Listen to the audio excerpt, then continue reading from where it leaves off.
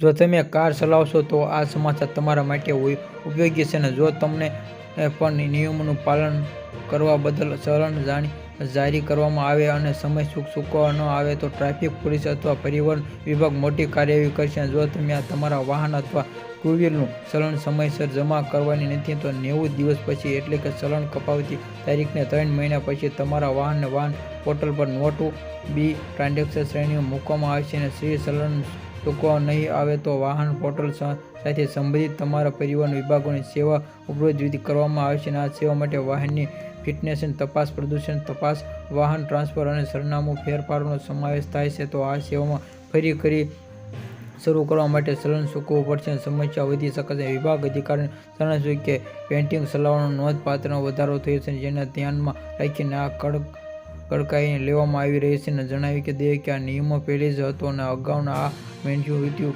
છે ઘણા સમય લાગતો હતો અને ફરીથી ઓટોમેટિક થઈ જશે. આ નિર્ણય ડ્રાઈવરો માટે ચેતવણી છે કે તેઓ રસ્તા પર નિયમોનું પાલન કરવું જોઈએ અને આ સમયસર ચલણ ચૂકવવું જોઈએ કે જો તે આમ નહીં કરો તો ઘણી સમસ્યાઓનો સામનો કરવો પડી શકે છે. Subscribe my channel.